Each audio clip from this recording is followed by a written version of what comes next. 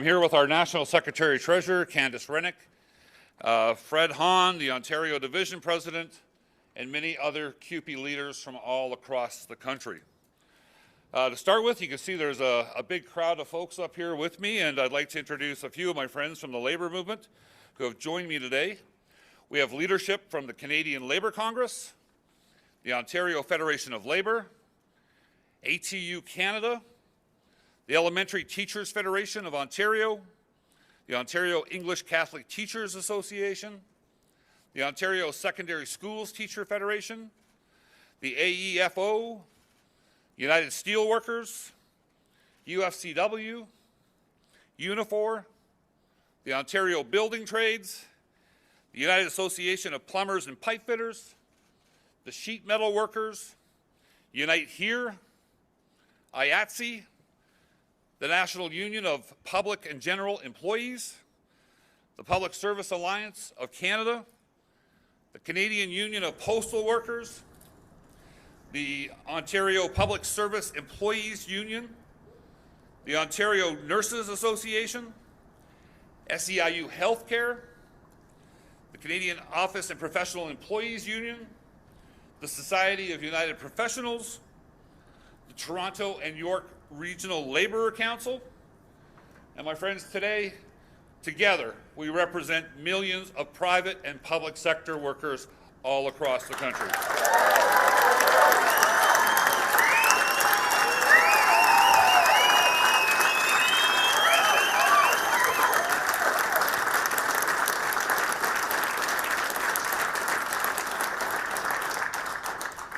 This is an unprecedented gathering of labor leaders because the attack against worker rights that we've seen from this government, the attack on the rights of all Canadians, which has been unprecedented.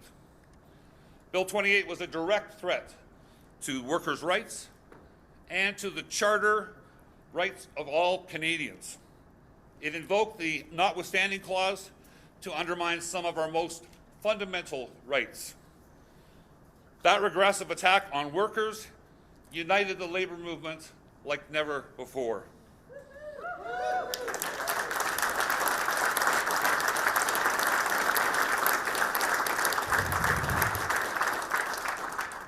I am so proud of CUPE's frontline education workers, 70% of whom are women, and that they stood firm.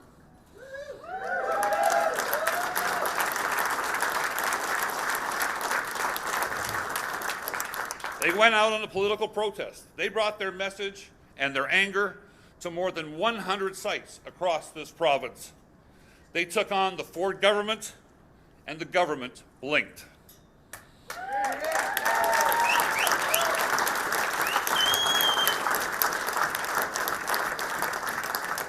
This morning, Doug Ford announced that he would rescind Bill 28. I know there might be a little bit of doubt about that, but we have it confirmed. He will rescind Bill 28.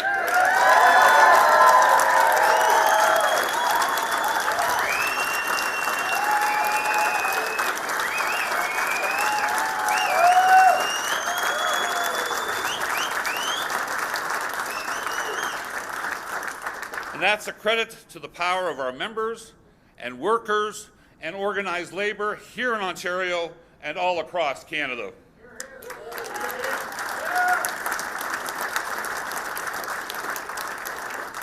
We've demonstrated the power of public sector and private sector solidarity, and we've shown that when our rights are under attack, our movement is strong and that we will stand up for each other. I'm so grateful for the incredible support and solidarity of our members all across this country. We've been receiving messages all week. But let's be clear, we're not done yet.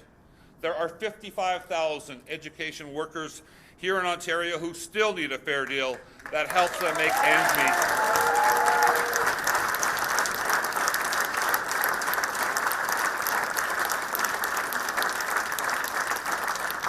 And we are going to stand with them until they get a deal that works for them and their families. Thank you very much.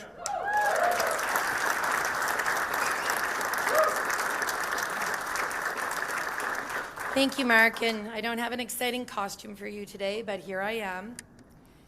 I want to thank every single labor leader who is here today, but most importantly, the labor leaders who are not here with us today, those workers who are currently on the demonstration lines. Education workers, my colleagues, are so very grateful for the solidarity and support everyone has shown. Our team never left the table. Our goal has been, and it remains, to get a fair deal that respects workers, students, and families. We listened to the Premier's announcement today, and like many of you, we were very confused. A lot confused, and Colin, shout out to the questions, because the delay, and I want to thank you all for your patience, was to receive in writing the Premier's intent. We are no longer in a world that we can go without having things in writing. We have received and can confirm that the Premier will introduce and support legislation that will repeal Bill 28 in its entirety.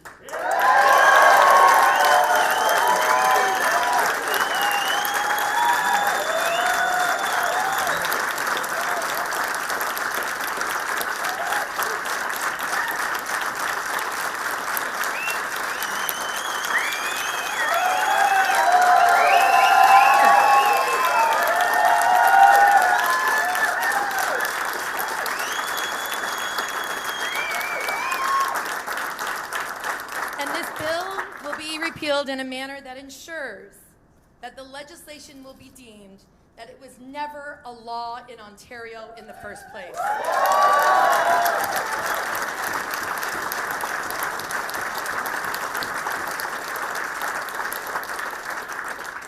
As a gesture of good faith to this announcement, CUPE OSBCU will be collapsing our protest sites starting tomorrow. We hope that this gesture is met with the same good faith by this government in a new proposal at the bargaining table as soon as possible. And I will be clear, we're here waiting right now. The time is ticking.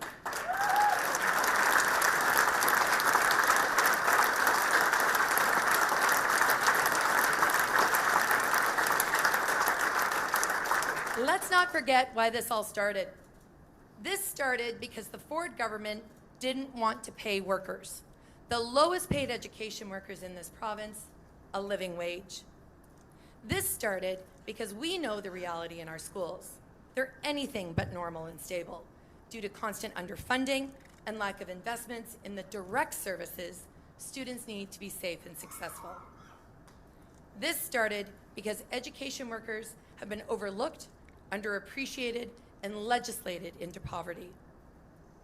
This started because coworkers, the vast majority of whom are women, we realized our power and we decided to stand up and fight back.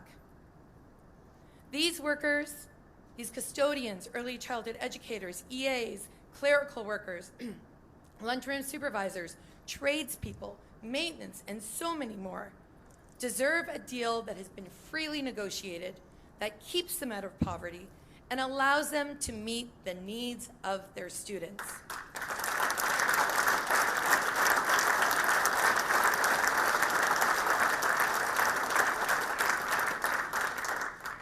It's the work of my friends and colleagues that repealed this bill, and it is unprecedented.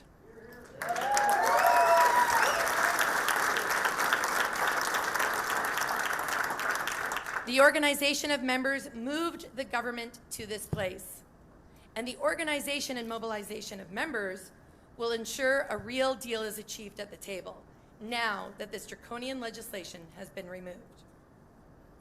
And I want to take a moment to speak directly to Ontario education workers, my co-workers and our members. We have our bargaining rights back.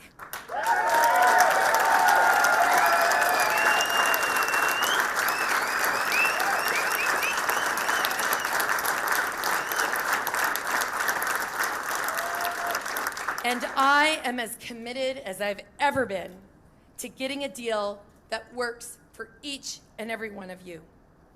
You led this movement that brought labor unions together with parents and concerned Canadians everywhere.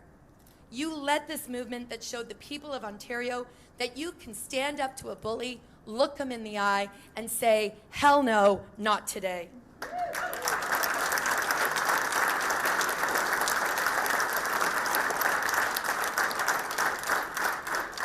And I want to say I am so very proud of every single one of you. And we're going to be going back to that bargaining table to continue the fight. Thank you.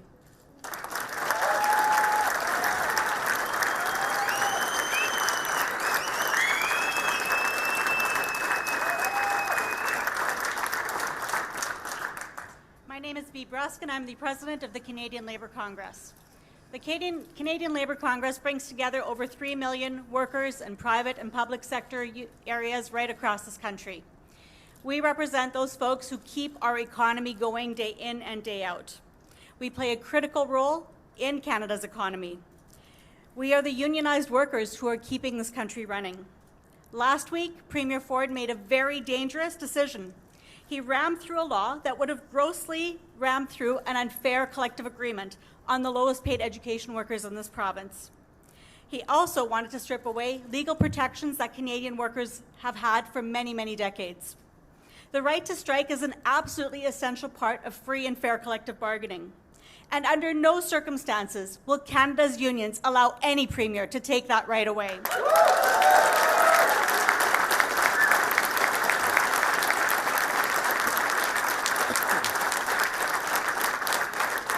Premier Ford did this when he knew that our economy is in peril. He did this when he knew that schools, children, parents, grandparents, and employers would be scrambling by trying to implement this kind of a bill. He knew that every single workplace would be impacted at a time when our economy and the people of this province cannot withstand another blow. I'm glad that Premier Ford made the right decision this morning and walked back this dangerous and reckless legislation. But now that he's put his promise in writing, I'm asking him to put his money where his mouth is and actually get to the bargaining table and negotiate a fair deal.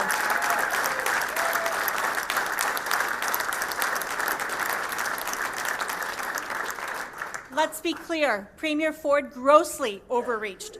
And the support from the workers, from the very workers that CUPE represents in this game, those 55,000 courageous workers who stood up and said, no way, not today, was matched by the thousands and millions of workers across this country coming together and saying, hell no, not going to happen today. And we appreciate that now is the time to get back to that bargaining table, and let there be no mistake. Canada's unions are ready to come back and rally once again and do whatever it takes to get this done.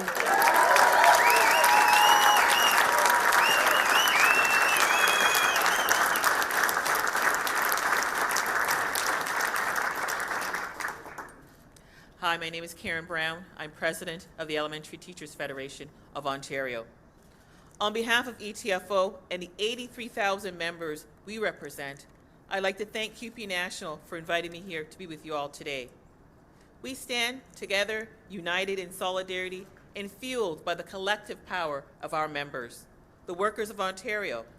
Let there be no doubt that we will not stand by and watch this government strip away our constitutionally protected rights because they want to avoid the inconvenience of negotiations. Never, not here, not in Ontario. We will not stand by and let that happen.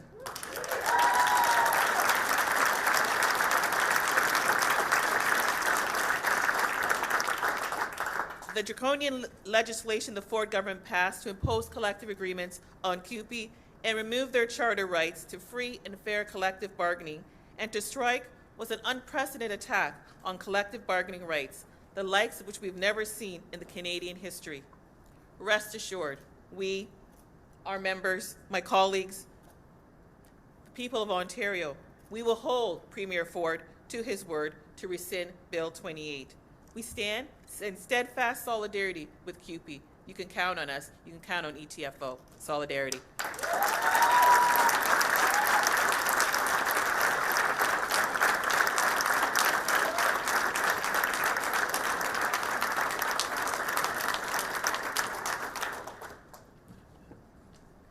Well, this is as serious as it gets. I'm Lana Payne, and I'm the national president of Unifor.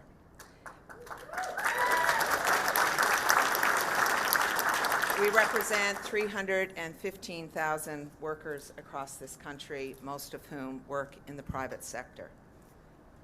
First, let me start by congratulating CUPE education workers today for their heart,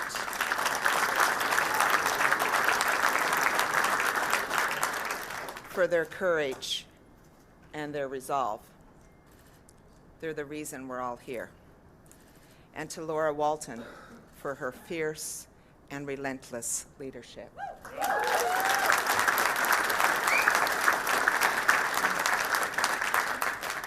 To be very clear, the bargaining table is the only place where this will be settled.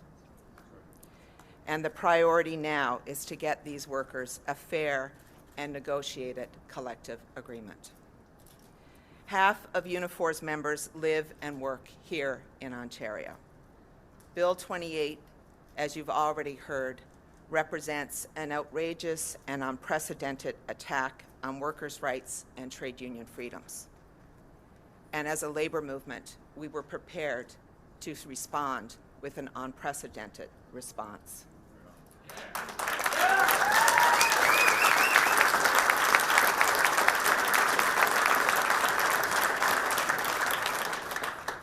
Because if fundamental rights can be taken away from public sector workers without recourse, no one's rights are safe.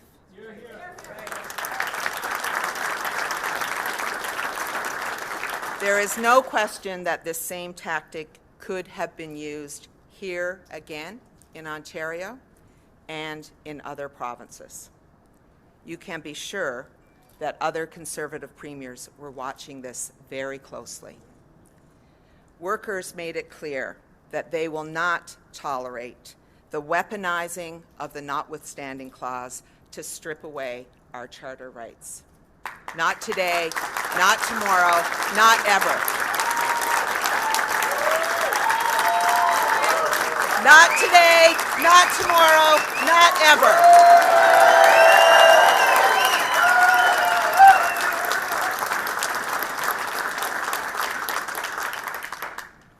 Unifor members were and are prepared to vigorously oppose this law. Last evening, our National Executive Board voted unanimously to take whatever action was needed to defeat Bill 28.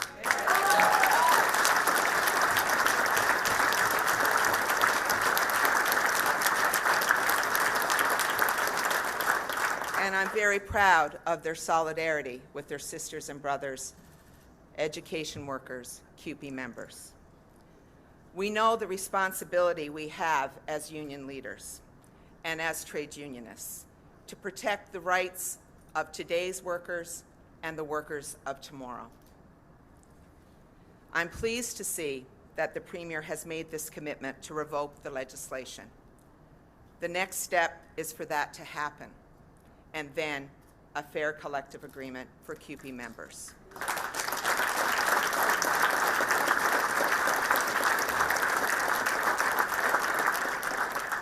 To CUPE members, all workers on demonstration lines today, Unifor will be with you every single step of the way until you win. Solidarity.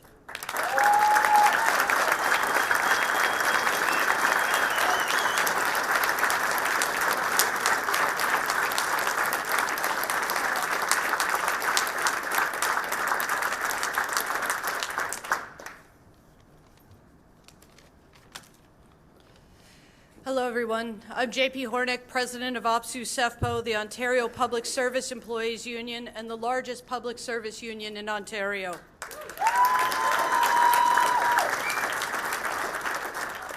And while I'm pleased to hear the promise from the Ford government that Bill 28 is being repealed, our 180,000 members of OPSU are not standing down. We are standing by. We will make sure that promise is made to stick.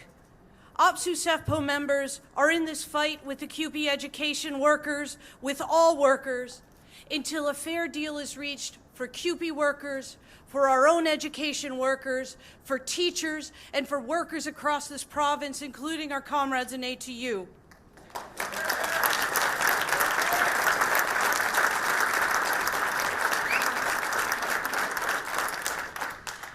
This is exactly the moment that we are being called upon to stand up for each other, with each other, to speak out, to not settle down, to stand for what's right, and to consciously and deliberately walk our solidarity as you are seeing here today.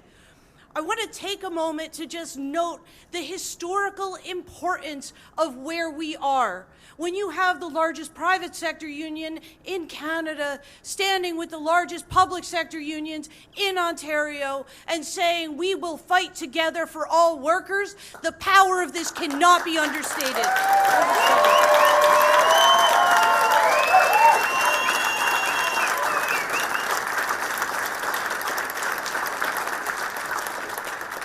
Bill 28 was a direct attack on unions. A union exists to harness the collective energy and power of workers so that they can stand together to better their working conditions. But it was also an attack on the foundations of democracy, the freedom of association and the freedom of expression. All Ontarians should be terrified of this abuse of our charter rights. And all Ontarians know that they should be joining Labour in this moment to hold the Ford government accountable.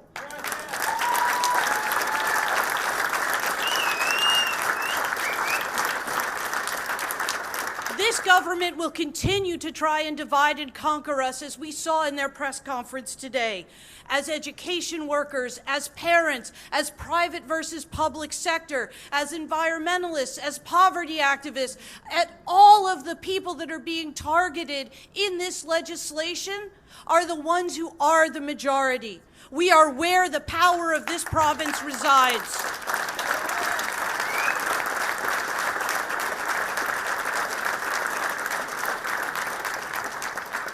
So while first they are coming for education workers, we need to let them know, and we need to stand up and stand here together for as long as this fight takes to get them a fair and freely bargained deal, that when you come for one of us, you come for all of us.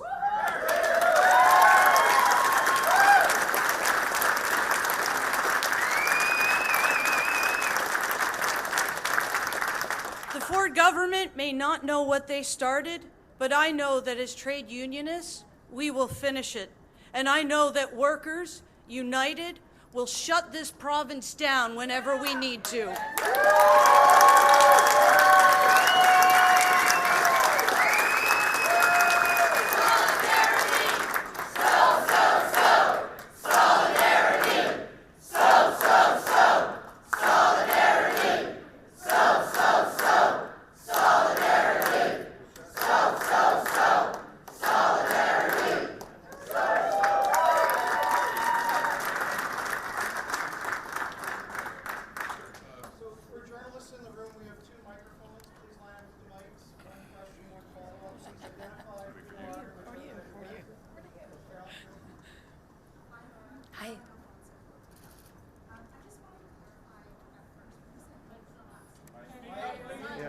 Our mic isn't on.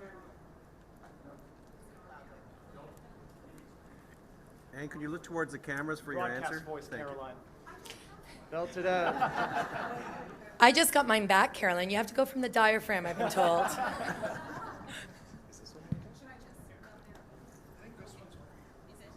Thanks, Ken. Hi, Laura. Hi, how are you? Okay.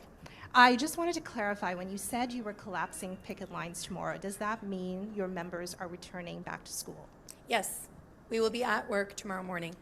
And if the government repeals this legislation as they promised you, you will be in a legal strike position. So do you have a timeline to reach a negotiated deal? Well, I think everyone agrees here, sooner is better than later. I would like to see this government, if they're serious, if this is not more than just a public display, they need to be directing their team to be at the table. We're here, we're ready to go. I'm actually bringing in my team from all over Ontario. I said, be here, we're going to go. We're going to go as soon as we possibly can. We need to be at the bargaining table. We've said this all the way along. I even offered to buy Doug dinner. I'm ready, let's go. Hi, Rob Ferguson, Toronto Star. Did the Premier indicate when he is going to repeal this legislation? Is he going to recall the legislature tomorrow? And why do you believe something in writing on this before it happens? Well, we asked for something in writing because we weren't sure what the hell he said by the end of the conference. And I noticed out there on Twitter World and very other social medias that not a lot of people were really sure what he actually was committing to repeal. My understanding is that he has talked to the NDP, and they've committed to bringing their folks back to the legislature. So we're hopeful very soon. I don't have a real time frame. Okay, and you know, I've heard the remarks here from all the union leaders and what JP was just saying about shut the province down. So what was in the works? I mean, was it going to be was it going to be more? Was it going to be more than the days of protest? Can you be more specific? Because I mean, was there going to be a general strike? What was the plan? When I retire, I'm going to write a book. You can buy it.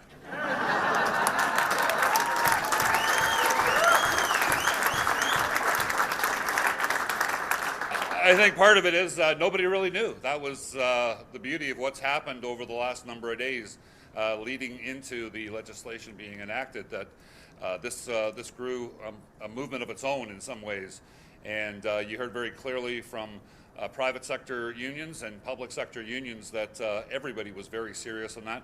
And what that looked like on Saturday at the rally and on Monday, I think we had a pretty good idea, but beyond that, I have no idea. This has got legs of its own.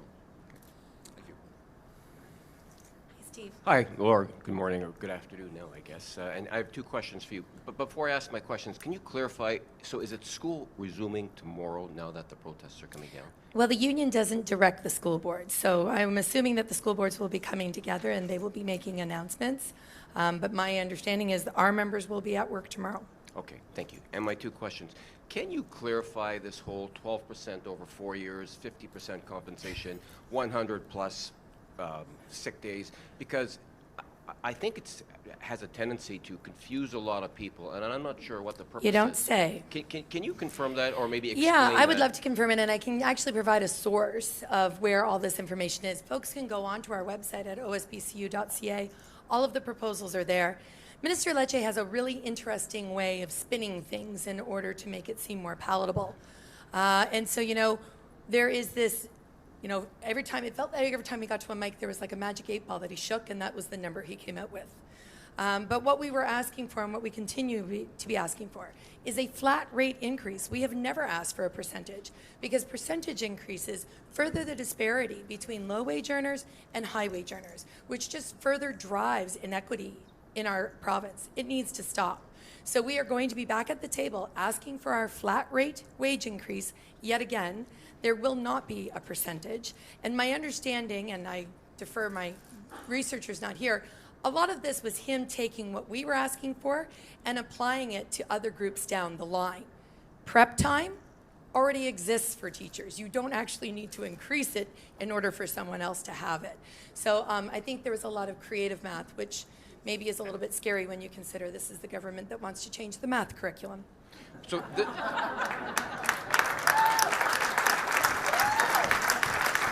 this is not my follow-up, but just to clarify, so those numbers were inaccurate? Yes. Okay. You and I had a conversation, I'm sure you won't mind me sharing this conversation, that you and I had in the parking lot of Queen's Park on, I think it was Wednesday afternoon. And I was struck by the look of bewilderment, I don't want to say sadness, disappointment, because I just left a press conference, you had spoken, and then the Minister of Education spoke after you. And following one of my questions, he said, that's it, Wednesday, we're done. And as of Friday, they're coming into the legislature Thursday morning at 5 a.m. to push ahead this notwithstanding clause.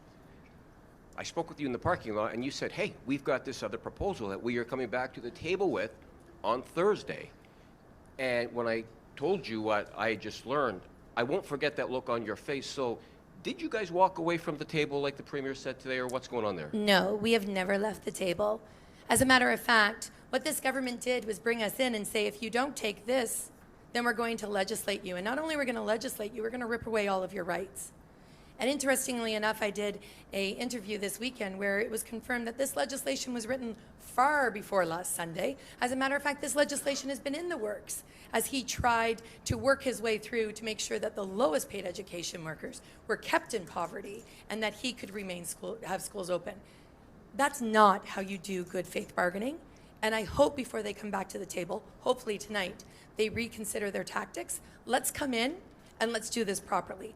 I have negotiated several contracts. Most of the people in this room have negotiated several contracts.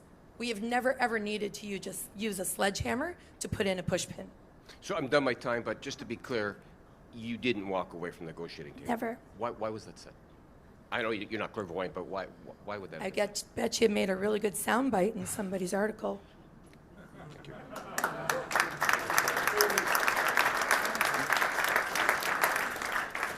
Hey, good afternoon, Laura Hey. Colin DeMello from Global. So what happens now at the negotiating table if you don't come to terms on a new contract? You had your leverage, you've used your leverage. I don't know if you're going to use that leverage again, seeing as how quickly this escalated. So if you can't come to a new understanding with the government, what happens? So with the repeal of Bill 28, education workers' bargaining rights are intact again. We have not used our leverage. Our leverage isn't a one and done. Worker power remains and it builds every single day. And so we need to be clear to this government, this is just the beginning. This is just the beginning. And what you don't see here are the thousands, tens of thousands of parents, of community members who are going to be holding this government accountable as well. We haven't spent our leverage. Our leverage is just getting started. Our commitment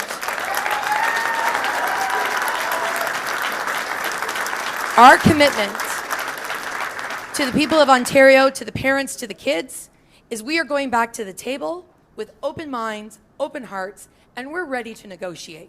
And we call on the government to do the exact same. Right. So the Premier today was asked, would you reintroduce the notwithstanding clause? And he wouldn't answer. So I'll ask you something similar. Are you willing to go on strike or issue a notice of a strike again if the talks don't move forward in the direction that you would like to go? Yes, because that is the right of all workers in negotiation and in free collective bargaining.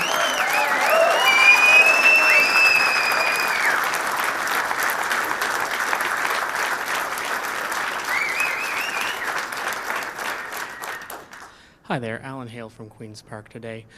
I didn't quite catch all of the unions that are here today, but I was wondering if there is a representative here from any of the unions that endorsed the PCs during the last election, and if they would like to address that decision and what their relationship with the government will be going forward. Yeah, I'm not sure who's here right now and who's not but I wouldn't put those folks in that type of position. This is about building solidarity, not about ripping the movement apart. So.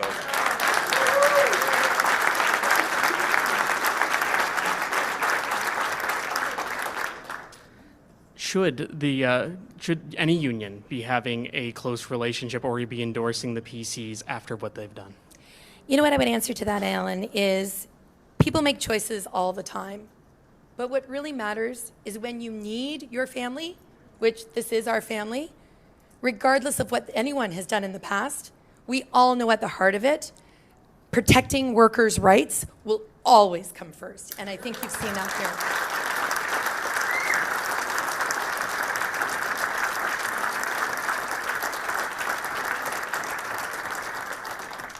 Hey, Laura, I'm Charlie Bington from Queen's Park Briefing. Something still isn't clear to me. So, given this arrangement with the government, will CUPE workers still be in a legal position to strike immediately if things don't go as hoped, or are we sort of resetting the 17-day time frame? So in accordance to the School Board Collective Bargaining Act, we are still in a legal position to strike. We would have to serve a 5-day notice. That is what's required of us. So no, we don't have to reset the clocks. But we're going into this not with our eyes on that, but on our eyes on getting a real deal.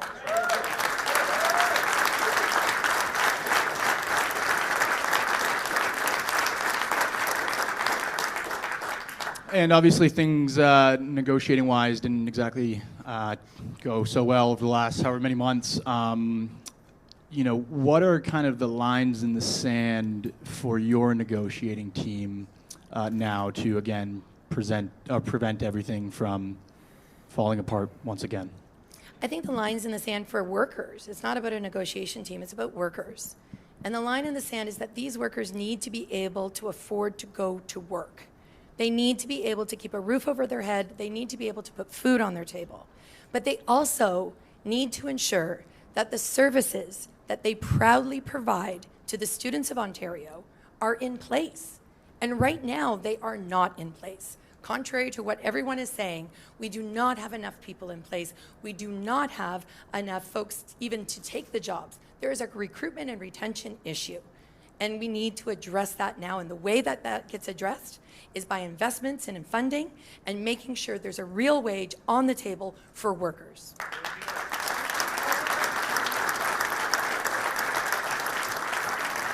Hi there, Etienne Lajoie from Le Devoir. I'm just wondering, does this sort of taint the relationship between unions and the PCs sort of going forward over the next 3 years of this PC mandate, essentially? Well, I think as far as relationships go, I mean, we all bicker, right? But I think what we need to remember, not just as unions, but as people, elections are one day. Your term is for 4 years, and the people of Ontario have a responsibility to hold whatever elected government comes into place accountable for their actions.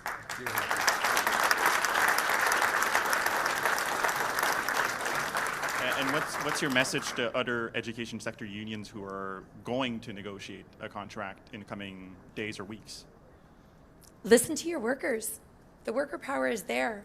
And education workers in CUPE, we are going to be right there beside you, whatever you need. Every single one of these unions, whatever you need, we're there. Because I think we've proven we are so much stronger together than we are divided.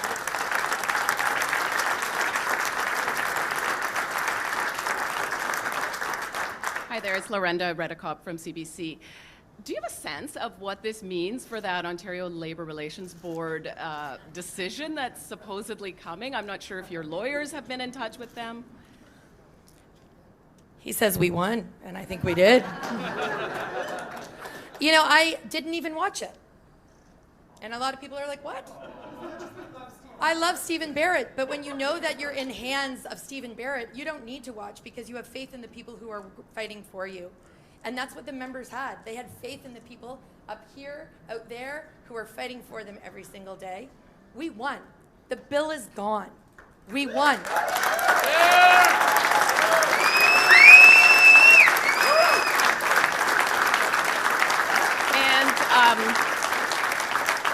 I know you didn't want anyone from one of the private sector unions that supported the PCs during the election campaign to come up and speak, but I'm wondering if, because there were a lot of names of unions that were rattled off there at the beginning, how many are from private sector unions here? If you could just maybe raise your hands.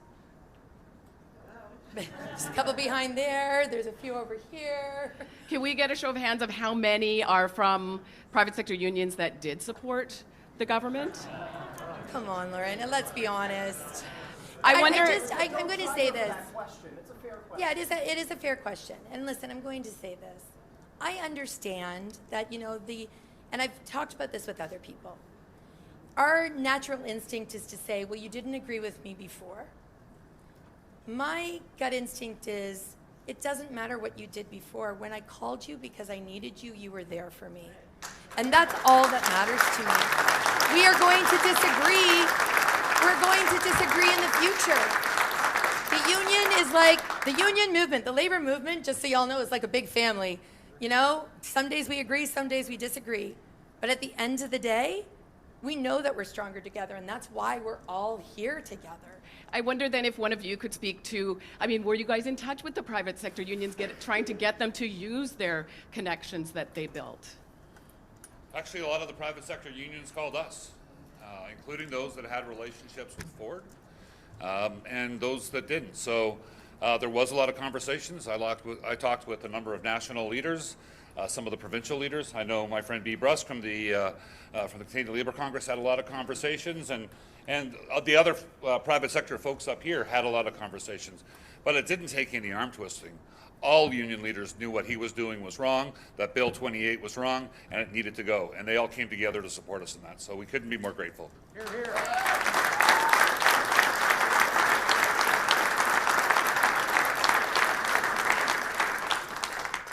Laura, can I ask you one more question? Sure. Let's just make that like a conversation. Forget everybody else is here. Forget the hundreds. Got it, Steve. I'm on it. And I say that because, again, you and I spoke about 2/3 of your workers, low-paid workers, are women. Yep. And based on my past experience in law enforcement, and I think everybody knows this, that when it comes to not only poverty, but relationships where there may be violence, domestic violence of any sort, oftentimes a lack of finances keeps that person in that relationship. Because never have I heard somebody say to me, I stayed with that man or woman because I love them. What they say is, I stayed with that person because I needed to financially. So do you see this, I don't want to say as a win, but as a win in that sense where you may be, because of the work that you've collectively done, provided wings to those people that are in those relationships to be able to get the heck out? Absolutely. This past weekend, I lost my voice. And I was talking to my mom, who told me I had to go to rest my voice. And she said, don't worry, Laura, you may have lost your voice, but tens of thousands of other women have found theirs. And it hit me. That's what's happened here. That's what's happening as we speak, right? This is just one piece in the puzzle. But people across Ontario, people across Canada, heck, we had somebody call us from the UK.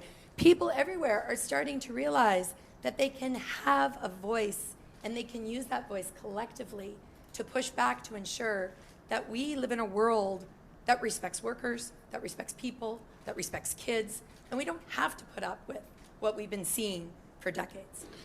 And I'll sit down after this, I promise. Collectively then, what does that say about the power of the people, genders included? What does it say when the people get together and say no? Well, we have a saying, the people united will never be defeated.